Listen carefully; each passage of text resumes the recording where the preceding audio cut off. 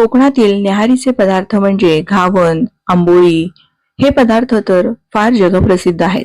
पण आज आपण पोह्यांपासून एक छान असे मस्त दडपे पोहे कोकणी पद्धतीचे कसे करायचे ते पाहणार आहोत. नमस्कार, मी प्रिया. तुमच्या सगळ्यांचं खूप खूप मनापासून स्वागत. कोकणातील कुठलीही रेसिपी म्हणजे त्यासाठी नारळ हा आलाच. आणि नारळ हा मी स्वच्छ करून घेतलेला आहे.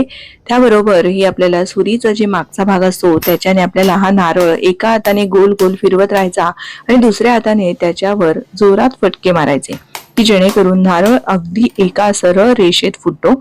बघा, अगदी मस्त सहजपणे हा अगदी वेडावाकडा न फुटता गोलाकार फुटलेला आहे. आणि हे जे नारळाचं पाणी आहे हे आपल्याला पुढच्या रेसिपीसाठी लागणारच आहे. बरोबरीने हा नारळ सुद्धा मस्त असा विळीवर खोवून घ्यायचा आहे. आता एका भांड्यामध्ये आपल्याला साधारण 4 लोकांसाठीचे मी हे दडपे पोहे दाखवतेय. त्याकरता 3 वाट्या इतके हे जाडे पोहे घेतलेत. हे चांगले मी चाळून आणि निवडून घेतलेले आहेत. जे आपण कांदे पोह्यासाठी वापरतो ना तेच हे जाडे पोहे आहेत. आणि त्यासाठी आता आपण हे जे नारळ फोडल्यानंतर जे नारळाचं पाणी घेतलं होतं ना तेच पाणी आता इथे वापरायचं आहे. हे पोहे भिजवण्यासाठी साध्या पाण्याचा वापर केला तरीही चालतो, पण नारळाच्या पाण्याचा स्वाद अप्रतिम येतो. हात स्वच्छ करून घ्यायचा आणि थोडं थोडं पाण्याचा हा असा शिंतोडा मारायचा आहे. आणि मग वरून आपल्याला हे पोहे मिसळत जायचे, म्हणजे सगळीकडे एकसारखं हे नारळाचं पाणी लागतं आणि या नारळाच्या पाण्यामध्ये पोहे चांगले असे भिजतात. आता बघा, हे सगळे असे मिसळून ठेवलेले आहेत. आता यावर काय करायचं, झाकण ठेवायचं आणि साधारण 10 मिनिटं आपण हे बाजूला ठेवणार आहोत. तोवर एक असं मोठं भांड घ्यायचं आहे. त्यामध्ये थोडासा बारीक चिरलेला कांदा, साधारण मध्यम आकाराचा एक कांदा आणि एक मध्यम आकाराचा टोमॅटो बारीक चिरून घेतलेला आहे. एक छोट्या आकाराची काकडी, ती सुद्धा बारीक चिरली आणि काही हिरव्या मिरच्यांचे तुकडे असे बारीक चिरून घालायचे आहेत. बरोबरीने 3 वाट्या आपण पोहे घेतले होते, त्याकरता 1 वाटी खोवलेलं ओलं खोबरं घ्यायचं. ओल्या खोबऱ्याचा स्वाद अप्रतिम येतो. त्यानंतर बारीक चिरलेली भरपूर अशी कोथिंबीर. आता या सगळ्या मिश्रणावर चवीपुरतं मीठ घालायचं आहे. नारळाचा गोडवा आहेच, पण तरी सुद्धा थोडीशी चवीला आपण इथे साखर घालणार आहोत. हात आता अगदी स्वच्छ करून घ्यायचा आहे, कारण चमच्याने मिसळण्यात काहीच पॉइंट नाहीये.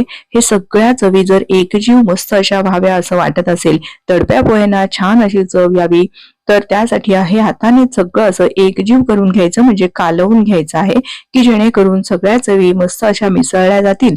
आणि यामध्ये आपण जे मीठ घातलं आहे, साखर घातली आहे, त्याला पाणी सुटेल, मस्त अशा सगळ्या चवी बॅलन्स होतील. म्हणून हे झाकून असंच आपण थोडा वेळ बाजूला ठेवणार आहोत. आता एका छोट्याशा कडल्यामध्ये आपल्याला थोडेसे मुठभर शेंगदाणे चांगले असे साल तडकेपर्यंत परतून घ्यायचे आहेत आणि एक छोटीशी फोडणी सुद्धा करायची आहे. शेंगदाणे असे थोडेसे हलकेसे बघा साल तडकल्यासारखं झालं आणि रंग बदलला की आपल्याला हे शेंगदाणे काढून घ्यायचे आहेत. शेंगदाण्याचा क्रंच या दडप्या पोह्यांमध्ये खूप छान लागतो, त्यामुळे थोडे तरी शेंगदाणे नक्की घाला.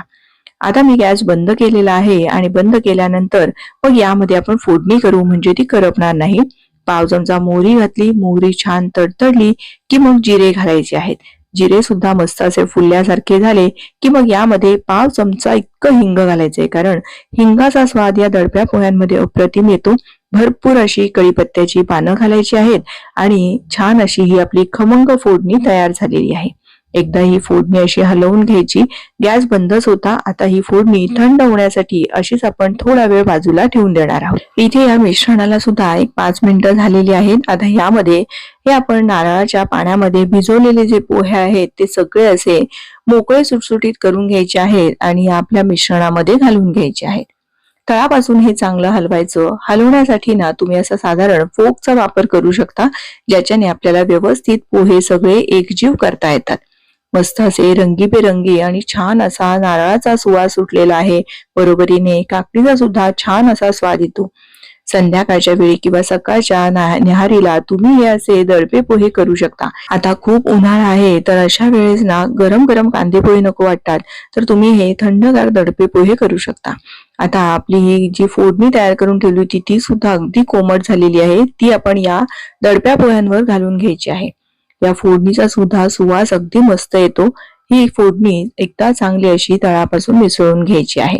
आपले हे दडपे पोहे तयार झालेत. पण आता याला दडपे पोहे का बरं म्हणतात, तर असं बघा एक छोटंसं झाकण ठेवायचं की जे आपल्या या पोह्यांवर व्यवस्थित बसेल आणि मग त्यावर एखादं जड ओझं ठेवायचं आहे. झाकण ठेवताना त्या पोह्यांवर ओझं पडेल असं आपल्याला छोटं झाकण ठेवायचं आहे, मोठं झाकण ठेवायचं नाही आणि 10 मिनिटं हे असं जड ओझ्याखाली दडपून ठेवायचे आहेत. म्हणूनच या पोह्यांना दडपे पोहे असे म्हणतात. हे असं ओझं ठेवल्यामुळे काकडी, कांदा, टोमॅटो याला पाणी सुटतं आणि मस्त असं या पोह्यांमध्ये छान अशा सगळ्या चवी उतरतात आणि हे पोहे एकंदरच खायला खूप छान लागतात. तुम्ही सुद्धा या उन्हाळ्यामध्ये कधीही हे असे संध्याकाळच्या वेळी किंवा सकाळच्या वेळी दडपे पोहे नक्की करून पहा आणि तुमचा अनुभव माझ्यासोबत शेअर करा. आणि आता आपल्याला सगळ्यात शेवटी मस्त असे हे क्रंची शेंगदाणे घालायचे आहेत. बरेच जण यावर बारीक शेव घालतात, पण आमच्याकडे कोकणामध्ये ना पोह्याचा पापड खूप प्रसिद्ध आहे आणि जरा सुद्धा पीठ न शिजवता हे पोह्याचे पापड कसे करायचे याच्या रेसिपी मी तुम्हाला यापूर्वी दाखवलेलीच आहे. असा हा पोह्याचा तळलेला पापड मस्त असा वरून कुरकुरीत शेव्याऐवजी पूर्वी घालत असेल. छान अशी एक छोटीशी लिंबाची फोड आणि आपले हे दडपे पोहे बनवून तयार झालेले आहेत. आता हे सगळे पोहे मऊ मऊ असतात, पण वरून मस्त असे क्रंची हे शेंगदाणे आणि आपण तळून घेतलेला पोह्याचा पापड हा मस्त असा कुरकुरीत वरून छान असे मऊ पोहे खायला अप्रतिम लागतात. तुम्ही सुद्धा या पद्धतीने दडपे पोहे नक्की करून पहा. तुमचा अनुभव माझ्यासोबत शेअर करा. व्हिडिओ थोडा जरी आवडला असेल तर प्लीज लाईक करा. तुमच्या मैत्रिणींना, नातेवाईकांना जास्तीत जास्त शेअर करा. पुन्हा लवकरच भेटूया छानशा रेसिपीसह. धन्यवाद.